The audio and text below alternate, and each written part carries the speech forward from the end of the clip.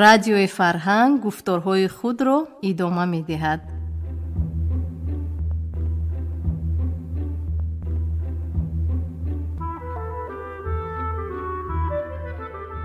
салом шунавандаҳои азиз, ҳоло аз хазинаи тиллоии радио романи иҷтимоӣ палатаи кунҷакиро аз рӯи асари нависанда Фазлиддин Муҳаммадиев бишнавед. ровӣ ҳунарманди мардумии Тоҷикистон Ҳабибулло Абдураззоқов.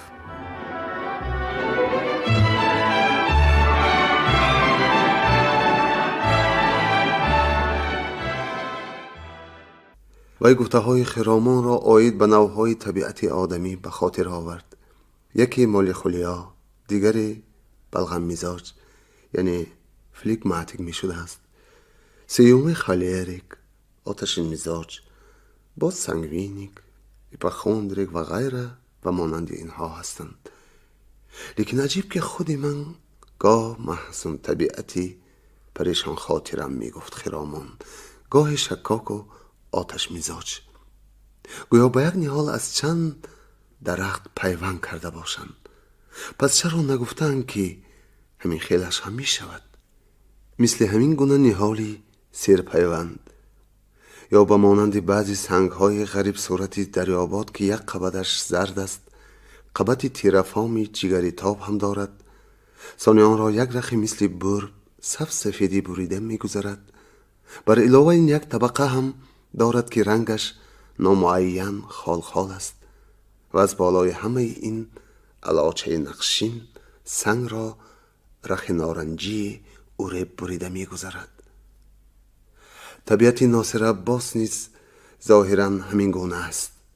هر دفعه‌ای که ابراهیم جان او را بدون لباسی طباوتخانه تصور کردنی شد، گاه چون مرد حلیمی بغایت آرام و سالار پیش نظرش جلوگر می شود، گاهی چون سربازی سالهای اولی اکتبر، سربازی که در پهلویش غلاف دراز چوبینی ماو زیرآویزان است، با کتف و میان سر و سینه‌اش تیرنوار مکسیم پیچیده است و او با وقار شخصی که زمانه را دیگرگون ساخته است از کوچه با سهولت قدم میزند و دشمنان زمانه نو، بدخواهان انقلاب، از پس پرده های تیریزه و ترقشی درها به او ترسان و هراسان نگریسته و کنج و کناره ها جای می شوند.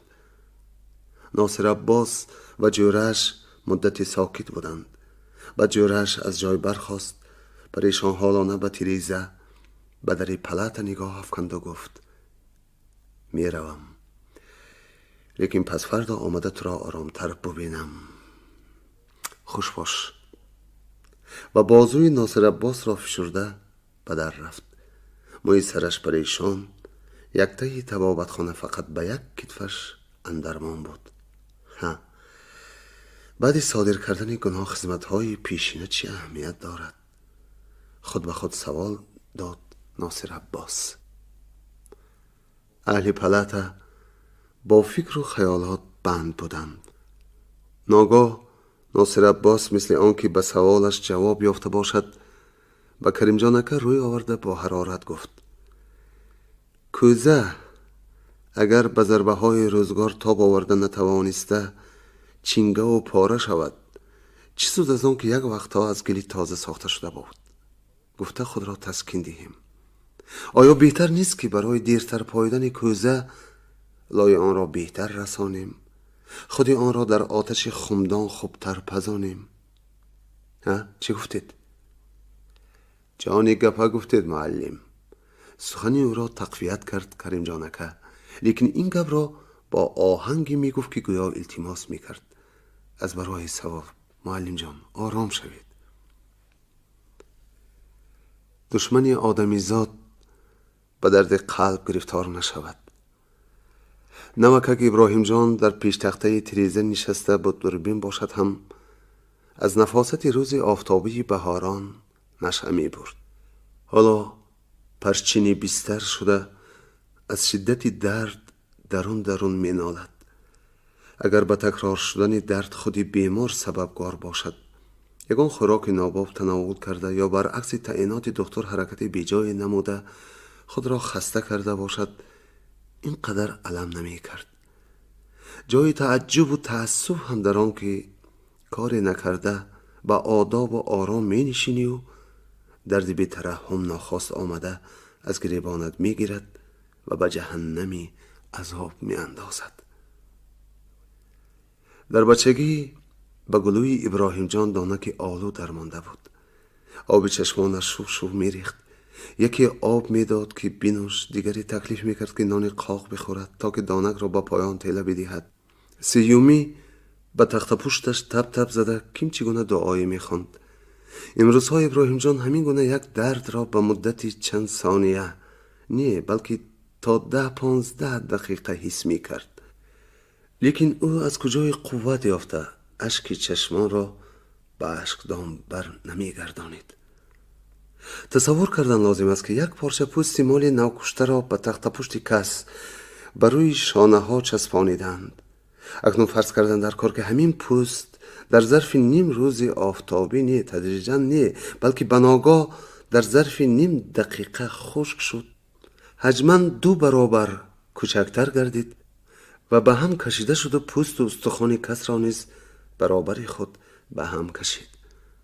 هر کس این را به خود تصور کرده توانست اذیت ابراهیم جان را، اندازه صبر و برداشت او را در مقابل حمله های پدرپی درک کرده می تواند.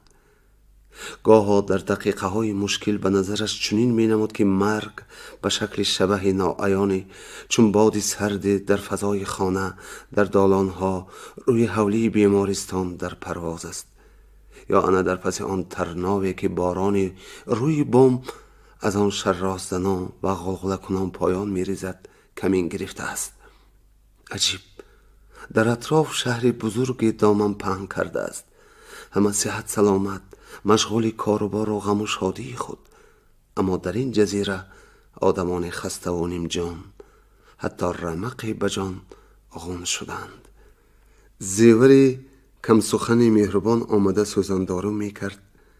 ابراهیم جان در انتظاری پسنده شدن رنج دندان به دندان نهاده رو بالا می خوابید و برای خود مایه تسکین می جست. انا برگ زمردگونی درخت زرنگ که به سر تریزه نودهی خم کرده است، یا من پارچه آفتاب که به پیش تخته تریزه یا پایگهی کد افتاده است، اینها نشانه های حیاتند. باید خرسند شد. او حالا با صحت خواهد یافت، قوت خواهد گرفت، خرسندی ها خواهد کرد.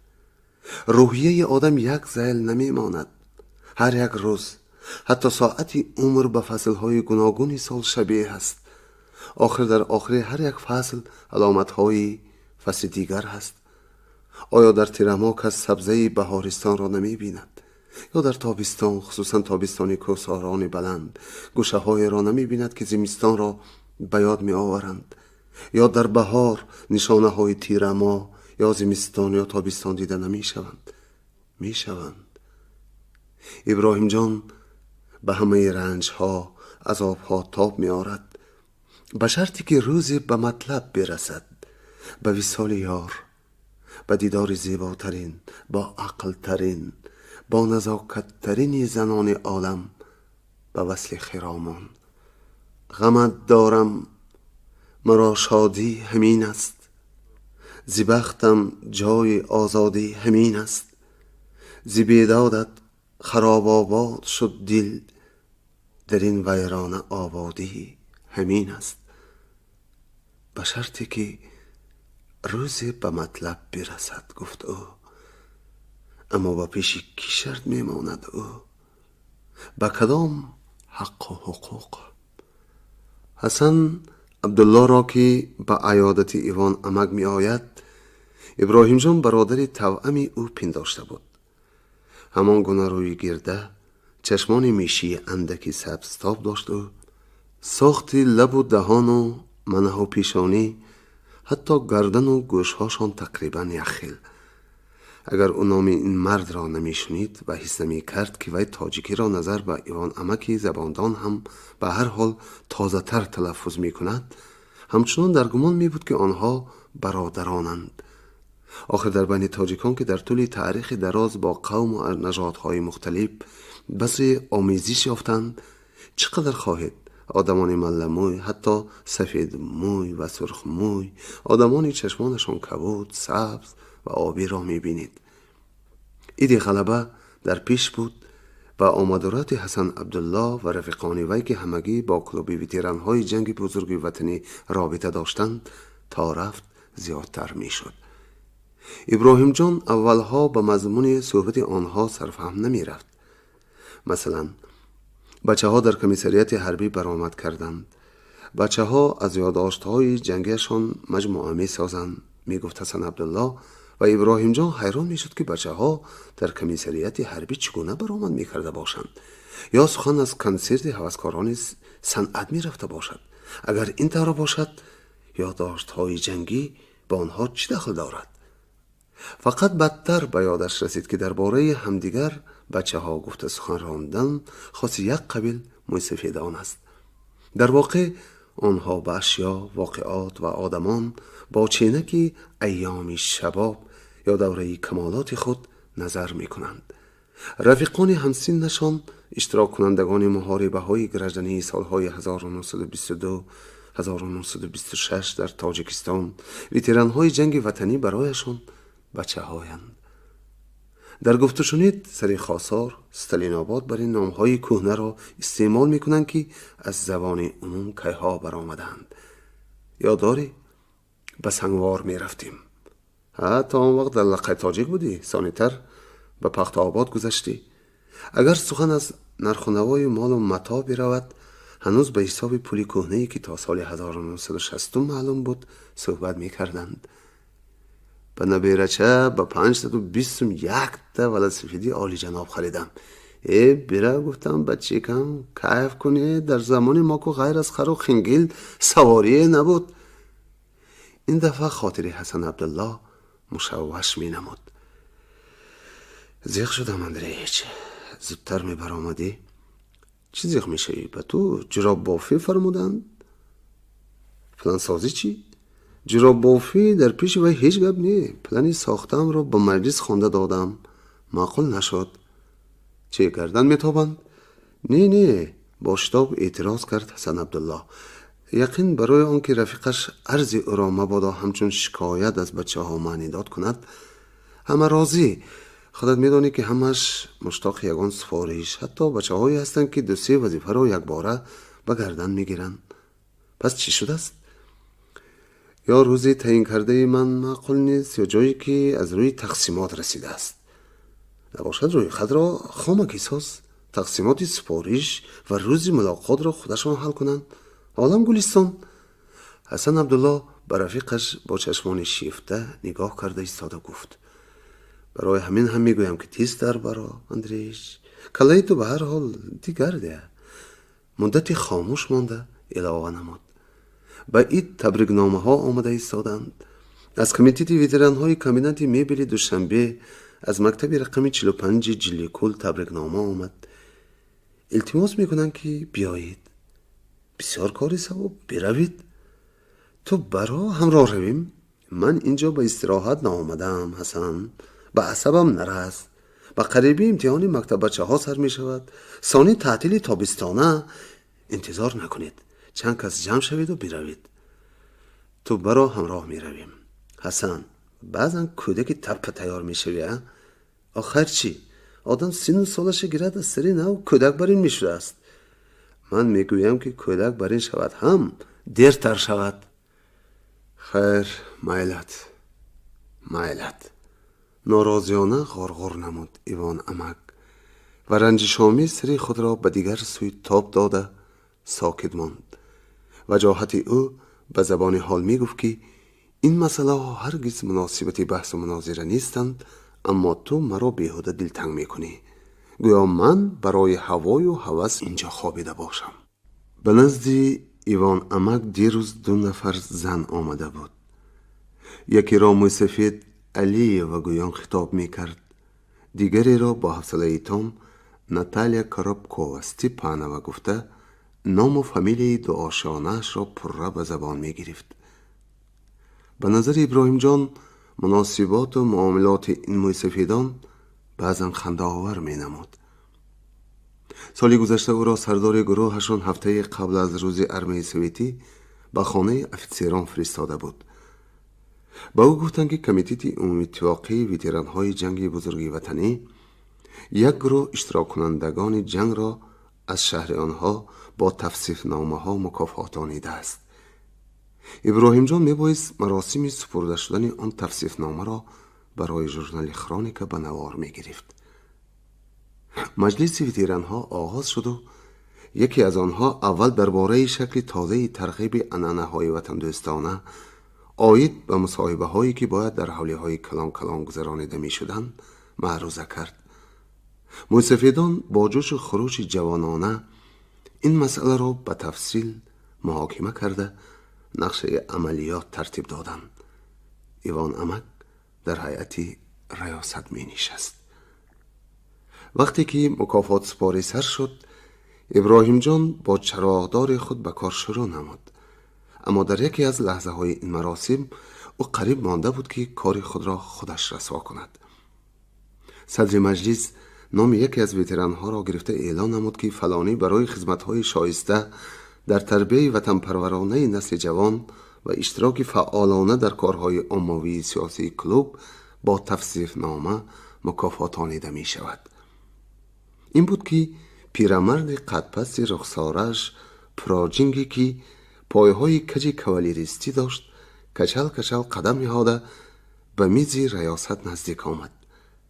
توصیف نامه را گرفته دست رئیس را بفشرد، پس رو به اهل زل آورد که تقریبا 50 نفر همین گونه موسفیدان از جمله 3-4 نفر زنها می نشستند و با آواز گرفته و دو پوسته پیرانه فریاد کشید: به خدمت اتفاق سویتی تیارم.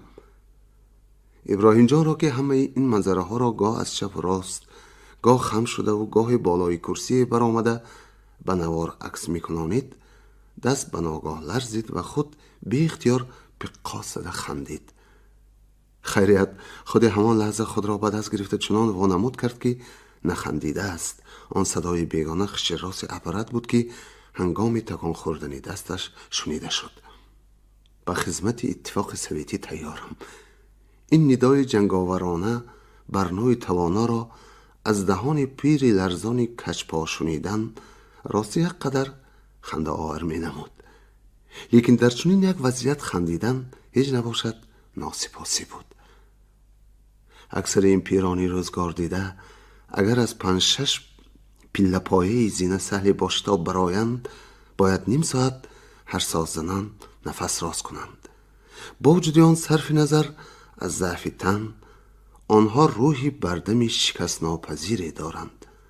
در واقع حالا هم فردا نیز و تا نفس واپسین به خدمت وطن حاضر و ناظرند. کی می‌داند شاید این خدمت را از ملا ابراهیم بر این جوانان به قامت موزونشان غرک گرمی و سردی های روزگار را نادیده در عشق یک دختر دل باخته از خامی و بستری مریضی افتادند چندین مراتبه حلالتر ادا کنند. ابراهیم جان سخت ایذا کشید. معلوم می شود که او به ریش سفید پیران به قدری باید و شاید احترام نداشته است. در تربیه او از یک جهتی بس نازک نقصانی رفته بوده است و تا انجام آن روز هر زمان خود به خود از حیا سرخ شده به خود تأکید می کرد که سزاوار ملامت است. ایوان امک به گسیل جویرهش رفت. ناصر عباس هم کیها به دالان برآمده بود. ابراهیم جان آهسته آهسته به دکی در پلاته برآمد. روزهای نو از بستر برخاستنش مستقلانه اقلا 2 قدم هم راه رفته نمی توانست. گویا ملکه 27 ساله راهگردیش به یک بار برباد رفته باشد. خود را کودکی بر روی زمین هنوز یگان قدم نگذاشتگی بر این حس می کرد. یک هفته تام پاهای او را مالش داده در روی بستر به او مشقهای سبکی گیمناستیک معالجوی آموزانیده آثار کرختی و ناجنبانی 3 هفته‌ینه را تدریجاً برهم می دادند.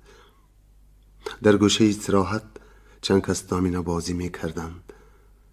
جوان لاغر زهر رنگ در سر آنها راست ایستاده بیست می جنبید.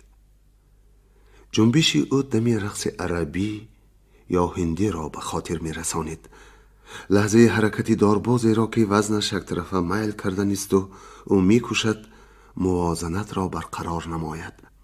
اکثرا کتف و کاسش ناجنبان، اما میانش به مثل کمر دخترکانی که چند سال مقدم با چنبرک خلق و بازی میکردند تاب میخورد.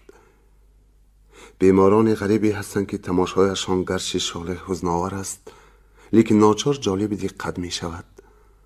از ریزه قرائتخانه بینای بیماران عصب می نماید.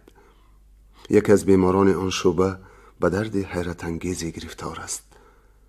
در مغزش به گفت زردادخان مرکزی اداره کننده حرکت پای آسیب یافته است و او همین که از جای نشستش برخاست در پیراهه‌های باغ بیمارستان غیر اختیار می تازد تا به دریا یا دیواری بر نخورد، تا تنه درخت یا دستی امدادگری را نگیرد خود را بازداشته نمی تواند.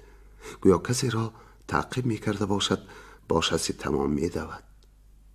الحذر الحذر. زیور می گوید که جوان زهیر رنگ با جنبش خود درد جانکاه میده و روده های زخمینش را اندکی پسنده می کند. دیروز او در سر میز با 3 نفر دیگر دمینه بازی می کرد. ناگاه دردش گرفت و از سر میز برجست و به رقصی پرعذاب آغاز کرد. شریکانش تا آخر رقص او با خواصی پریشان منتظر بودند. میگویند که او شراب زیادی نوشیده خود را به این حالت رسانیده است. بر بالای این باری کیم چگونه سپیست تکنیکی خورده است. جوانی ده چرا عاقل کند کاری که باز آرد پشیمانی، فرمودند خردمندان. روزی از علم در همین جا در طبابتخانه هم عرق نوشیده چقدر مست شده است. همشیره های رحمدل پروفسور در این احوال ببیند از طبابتخانه پیش می کند گویان او را در انبار روی جای پوشاک روز کردند. بیچاره پوست رویش برنگ کاغذ روغن آلوده، نه طرح رگ نه قلم اندک نشانه خونی. با همین احوال از آن کنار بینای دراز از شعبه جراحی می آید و نامعلوم از دور زیور را تماشا می کند. حتی در همین بیمارستان چند کس عاشق زار زیورند، اما کسی را حدی نیست که در این خصوص به خود او حرفی بگوید، اشارتی بکند. عیان است که در جواب اظهار مهر زیور مثل بعضی دختران به حسنشان غره سخن درشت نمیگوید، دشنام نمیدهد، فقط یک نیم تبسمی پسخندآلودی کرده از عاشق زار روی میتابد و با همین کار او را تمام میکند. هر شنبه زیور شبانه هم نوبتداری میکند. آن شب عاشقان درمانده در دالان شعبه تراپی مخصوصا بسیار سیر و گشت میکنند. در نهان دل از افتش آهای سردی بدرد میکشند. از آن کنار دالان شوقانی مرد غوث شکم کلانی شنیده می شود. او دین در عدل ما بین دالان راست ایستاده به سر همشیره قدبان و بانگ میزد که آدم نازک طبیعتی عصبانی است، کسلش وزنین است، احتمال از عمرش فقط چند روز باقی مانده باشد و با آه و واه و ناله و افغان دیگران تاب و طاقت ندارد. باید او را هر چیز زودتر به پلت یک کسه بگذرانند. او کاری ندارد که این خیل پلت هست یا نه. امروز فریاد میکرد که تلفن شعبه ویران. در کجا دیدن که تلفن بیمارستان کار نکند؟ مگر تقدیر آدمان ناصحت برای کلان شونده های این مؤسسه بازیچه است که به تلفن بر این اسباب ضروری اهمیت نمیدهند؟ سر دکتر را زود به نزد من بیارید، دغدغه میکرد بیمار نازک طبیعت و در آن سوی دالان تکودوی خادمان طبابتخانه اوج گرفت. معلوم می شود که کسلی کارچلان معمای پلت علاهیده را حل کرده است. همین خیل دوغ و درنگ کردن گیرد به پیش مردک تلویزر، رادیو پریومنیک، تلفن علاهیده هم آورده میمانند. از دل گذرانید ابراهیم جان. بزرگی وجدان و حلاوت از روزگار به همدیگر نامتناسبند. یعنی وجدان کس هر قدر قوی تر، پاکتر باشد، صاحب آن همان قدر در تشویش و رنج و اذیت است و برعکس وجدان هر قدر ضعیف و آلوده تر باشد، جان صاحبش همان قدر در حلاوت. جورش قمر حکمت شوخی آمیزی گفته بود که اگر وجدان در واقع خاصیت عذاب دادن وجداندار را می داشت، در کوچه ها فقط پوست و استخوان آدمان می گشتند. از تن و توش آن بیمار اینجیق پیداست که او از چنین خطر ایمن است. ساکنان دیرینه پلت کنجکی آیینی داشتند که هر کس به قدر توانش بر بستر بیماری افتادن خود را با یگان واقعه دیگری حیاتش مقایسه کنند. نقلی که ابراهیم جان روزی به این پلت کوچیدنش درباره سرگذشت گویردانه آخرین از ناصر عباس شنیده بود، از همین قبیل تمثیلات بوده است. در این پلت پنهانی از دکتر و زیور مقررات طبابتخانه را ویران کرده پس از خوراک نصف روزی خواب نمی کردند. روزانه خوابیم، شبانه خواب تنگ می شود، گفته بود ایوان عمک روز دیگر با ابراهیم جان و گویا از نام همه تکلیف نمود. لیکن پسر اگر شما خوابیدن خواهید ما خلل نمی رسانیم، خواب یازیدن می خوابیم. با حضور صحبت کردن گرید. در جواب گفت ابراهیم جان اگر صحبت عجایب باشد خواب می گریزد و اگر نه آواز کسی به خواب مانع شده نمی تواند. ایوان عمک به ناصر عباس معنی دار نگاهی پرتافت. یعنی دیدید ناصر جان چی سهاراتی هوا بلندانه. آره، ابراهیم جان بعضن یگان سخن را خوب نسنجیده بر نکشیده می گفت و پس پشیمان شده درون به تب می سوخت و سخن خام یا دخوره بر آمدن خود را گاه به جوانی و کم تجربگی حمله کند، گاه با علم اعتراف می کرد که اصلا روزی تقسیم فهم و فراست در غفلت بوده است. حاضر هم او خجیل شد که به 2 نفر آدمی از خودش کلان و با عقلتر احتمال صحبت دلگیر را نسبت داد. بازی عنعنوی اهل پلت را ایوان عمک سر کرد. من گفتم خودم مثل عرابه کهنه شلخ حس میکنم که استاد زرداد خان مروتها، چرخ و تیر و شاتوهایش را ترنگتر کشیده، گپچکهایش را روانی تازه مانیده است. من مثل کسی که از منبر کشاله کرده فراورده باشم، گفت ناصر عباس که به یک پهلو یازیده روی به ایوان عمک میخوابید و از او سوال کرد آیا شما را باری از منبر فراوردند؟ نه، من نمیگویم که البته وقتی سخن کرده ایستادنتون.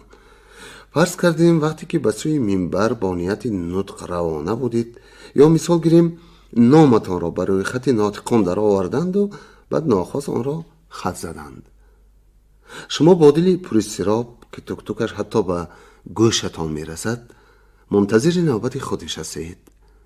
منتظرید که حاضر صدر مجلس اعلان خواهد کرد سخن به رفیق اللایف، تیاری بیند رفیق باللایف. تا نوبت شما باز چند کسی دیگر مانده است. تک تک دلی شما شدت میگیرد. به سر سینه‌تان مینگرید. از تپش قلب لرزیدن نشان سر سینگی و گریبانتان را میبینید. سخن رفیقان باللایف، واللایف، گاللایف، زاللایف و کاللایف با پایان میرسد. حاضر باید رئیس اعلان کند نوبت رفیق ماللایف، تیاری بیند رفیق پاللایف. رفیق پاللایف شما. تک تک دل به گوب گوب و ثانی به گرس گرس بدل می شود. اما سخن رفیق کاللایف به انجام می رسد و چنین اعلان شنیده می شود سخن به رفیق ماللایف، تیاری بیند رفیق ساللایف. پاللایف از مابین بیفتاد. آدمی چنان ساخته شده است که بعضا جسم او را روحش عذاب بدهد، بعضا روح را جسم. در عین چله تابستان روزی استراحت خود را در اونیرمگ سیرادم هوایش دمی ویران گذرانیده برای زمستان آینده لباسی پای افضال می جسته باشید، بدانید که جسمتان یعنی ضرورت حفظ آن از سرما روح را در ورطه عذاب انداخته است. برعکس اثنایی که در مجلس منتظر نوبت سخن می نشینید، روحی به شورش آمده جسم شما را آزار می دهد. به ضمن این به شما با آوازی بسا نرم با تبسمی حلیمانه خبر میدهند که نامتان را کسی از روی خط برآورده است. دل فشار میخورد، تکتکش پست و نامرتب میگردد. در بدن کیمچیونه عرق سرد غجیناوری میدمد. باری نقش رفیق پلایف به ذمه من افتاده بود. حکایتش را دوام کنانید ناصر عباس. استای من به نفقه برآمد. قرار دادند که از نام شاگردان من نطق تبریکی کنم و تحفه شاگردان را بسپارم. خودم در هزل و حجب چندان قابل نیستم، اما با کمک و نصیحت رفیقان یک تبریکنامه شوخ سرشار از هزل و متاعبه ترتیب دادیم. چندین روز کشاکش کرده تحفه تیار کردیم که خیلی زیبنده و در عین زمان شکل هزل‌آمیزی داشت. رفیقان لایف، بال لایف، گال لایف و دیگران گپ زدند. پل لایف از بین بیفتاد. ثانی سل لایف، فال لایف، چل لایف، یل لایف، غل لایف و هل لایف نیز به منبر برآمده. بعضی ها 10-15 دقیقه وقت را گرفته تبریکنامه های خشک و خالی و دلگیر کننده را خواندن گرفتند. یک قسمشان عینک بر بالای بینی گذاشته چشم از کاغذ نکنده قرائت می کردند و از اهل زل جمعی همیازه می کشیدند. کم صبرتران آماده خوراک می شدند. صدر مجلس اعلان کرد که تکلیف آمد تبریکگویی را بس کنیم. باقی ماندگان به صحنه کلوب برآمده نامه های خود را به صاحب جشن بسپارند.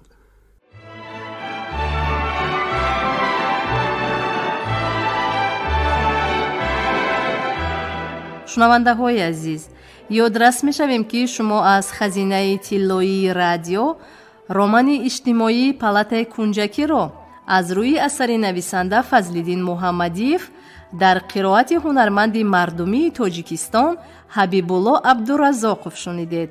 پایان گفتار ششم. شاد و موفق باشید.